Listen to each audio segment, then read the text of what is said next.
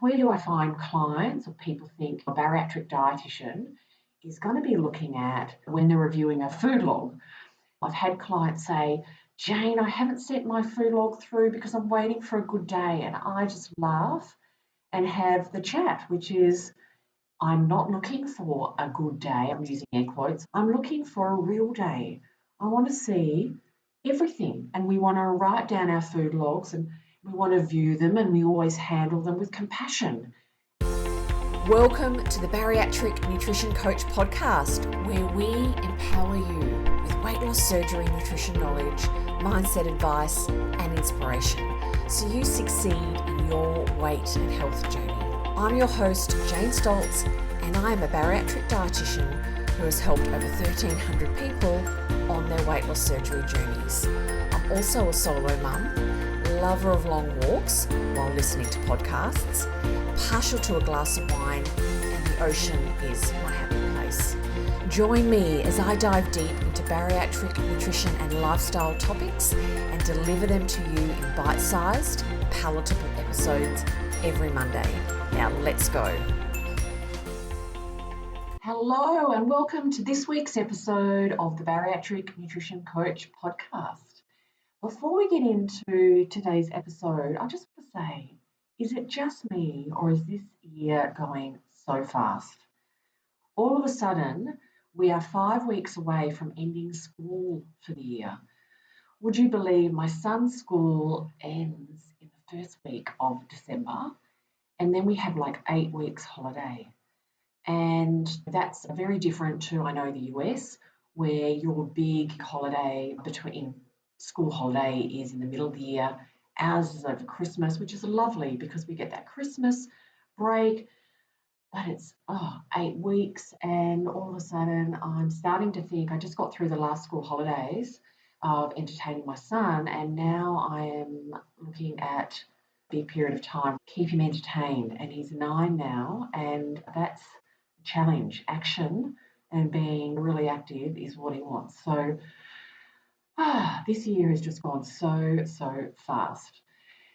So let's get into today's episode. And I'm calling the topic of today's episode is what I'm looking for, what I'm really looking at when I review a bariatric food log.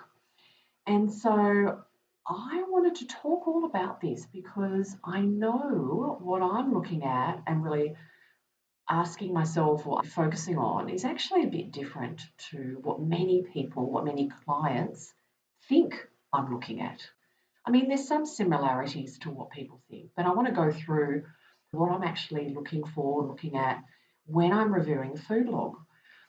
Now, where do I find clients or people think a bariatric dietitian is going to be looking at when they're reviewing a food log? I've had clients say, Jane, I haven't sent my food log through because I'm waiting for a good day. And I just laugh and have the chat, which is, I'm not looking for a good day. I'm using air quotes. I'm looking for a perfect day. I'm looking for a real day. I want to see everything. And we want to write down our food logs and we want to view them, and we always handle them with compassion. And there's no perfect day. There's no good day or bad day. It's about what are we doing and celebrating and really focus on what you're doing well and what's really supporting your journey and your health. And then looking for opportunities that we can work on to move you forward. So I'm not looking for a perfect day. And I always say to my clients, I have seen everything. You cannot shock me, and you're never going to shock me, and you're never going to get any negative feedback. It's always constructive. So that's one thing I think people think. I only want to really pass across my best days. I want to be a good air quote student and all of that. We're not looking for that. I'm looking for real and honest. People often think, I'm just really looking at, is Jane looking just at I'm getting enough protein and enough fluid? She's looking at that I'm not having treat foods and more the discretionary foods and like bad foods. And I'm using air quotes there as well. So that is not what I'm focusing on. I'm going to tell you now what I'm focusing on and what are the things that I'm looking at when I'm reviewing a client's food log. And before I jump into this, I want to let you know I am not an advocate for logging every day. I know many people like to do it every day, and if you feel comfortable and it's not too much of a burden. But I really want to use food logs as something we dip into and out of to really look and say, where are we at? Some of the key things that I'm going to talk about, and do a great reflection. And then we move forward and we can have some days of not logging. When logging's done every day, it can be that, oh, I've just got to do that log and just get it done. It becomes less accurate over time. And also, there's no use doing your logs if you're not going to spend time to kind of stop and reflect. Stop and reflect on some of these key things that I'm going to talk about. So I use food logs at different frequencies for different clients depending on where they are and what they need in their bariatric journey. So, okay, what am I looking at or what am I looking for when I'm reviewing a client's food log?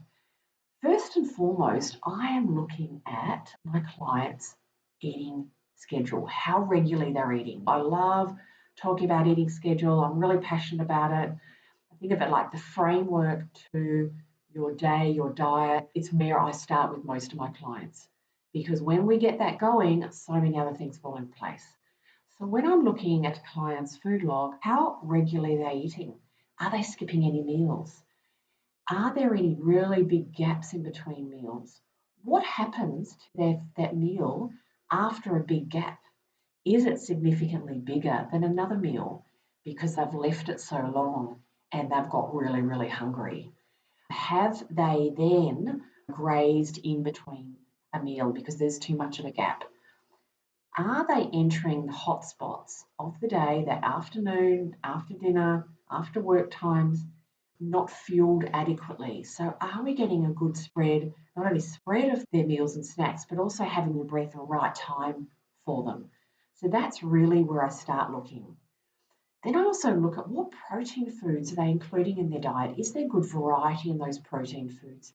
Are they lean? Because we don't need 20 high protein foods. We need a good handful of great lean protein foods in the diet, and we can build on and get some great variety with other foods with those protein foods. So that's number 1 and 2. So the first one was eating schedule and are they people skipping meals? Number 2, what protein foods is my client eating? Do we need to build on it? Or do we just need to build the other variety and the flavour combinations? Number 3, what is the variety overall? Are all food groups represented? Are we including all the different food groups? What variety do we have there? And also, what are the choices that people are making? And yes, I do a lot of work with my clients about how to choose good foods off the shelves, how to get better options into their diet. Do we do everything at once? No, we do it slowly over time. Knowing how to read a label, getting great choices into the diet, knowing how to include them very simply. And it's not about really special recipes and elaborate food recipes and food menus and things like that. It's really simple, but really getting different flavour combinations and building more good options into the diet, getting that variety. And then with variety, we not only think of food choices, but it's also food texture, like crunch. Foods that you can really chew and having sweet and salty and crunchy and those foods in, good choices that will meet those different texture and flavour combinations. Number 4 that I'm looking at is, yes, protein in total, but also spread of protein. And what I mean about this is I'm looking at what's the spread of your protein intake over the day. What's in the morning, what's in the middle of the day, what's later in the day, because the traditional spread of protein for, I'd say, a non-bariatric person, because we've studied it as dietitians, it's often very light or low intake of protein for breakfast, some or little. Then there's more generally at lunch, and then more most in the evening. Now, what my goal is with my clients is we get a good spread across the day and we even it right out. Some clients even, benefit from a bit more of a loading of protein that early part of the day. So that's what I'm looking at as well, not just protein total. Are we getting enough? And are they good quality protein sources? But also, what's the spread? So that's number 4. And number 5 is unhelpful eating habits. So I'm looking for those eating habits. They come out very clearly in food logs: snacking, grazing, drinking more of your energy, empty calories, eating after dinner, eating at night. So I'm looking for those as well. Now tell me, is this you? You have had your bariatric surgery and you're feeling lost, you're lacking support, and you don't know what to eat and when. Or you may have noticed after your surgery, your hunger and cravings have started to return and you are scared you won't reach your goals. You may have had some weight regain and you want to stop the weight regain and lose some more weight. You may be pre-surgery and you want support to be fully prepared for your weight loss surgery journey. If any of these sound like you, then listen up. I have developed my Bariatric Nutrition Bootcamp just for you. My coaching program provides education, coaching and community for people getting ready for their weight loss surgery and at every stage after their surgery. You were so fantastic. You didn't just go, here you go, off you go. You were like, right, here you go. Let's do it step by step. And it's that step by step. If somebody's prepared to help you like that, it's immeasurable. It's priceless. Your help just changed the game for me, right? It just changed the trajectory of my ability to understand what my body's telling me and trusting it. That was a hard one, right? Because my body, I can override it in a lot of ways in the past. I think that hiring Jane has actually been the best thing that I've done. I was lost. I had no idea what to expect. I've never done bariatric surgery before. I've never had it done before. So yes, you have all the information from your surgeon and from their nutritionist and all that sort of stuff. If you have lifetime support, that's great. But a lot of times you don't. So you need to take that next step and invest in yourself, because that's what it is. It's the most amazing investment that I've made. There are 4 key areas that I focus on with my clients in my Bariatric Nutrition Bootcamp. One is the Bariatric Nutrition Basics. You will learn what and how to eat so you feel satisfied, reach your protein and fluid goals, and have less cravings, and know how to manage your hunger in the future. Meal ideas and meal planning. You'll learn to plan meals and snacks that you like, so you have great options on hand when it comes time to eat. Also, we focus on mastering weight regain habits, identifying any habits that are stopping you from reaching your goals, and create manageable strategies to get back on the straight and narrow so you can manage your weight for the rest of your life. And also, I focus with my clients in my Bariatric Nutrition Bootcamp on learning to trust your body and food. Start to enjoy your food again by relearning to listen to your body cues so you have less guilt and improve your relationship with food and your body. If you are ready to maximize your weight loss surgery results, feel confident in your journey, and be led with support and expert guidance, then the Bariatric Nutrition Bootcamp is for you. If you would like to know more about my coaching program, check out the link in the show notes. So we want to do our food logs and record our food as honestly as we can, being compassionate. It is not about being perfect.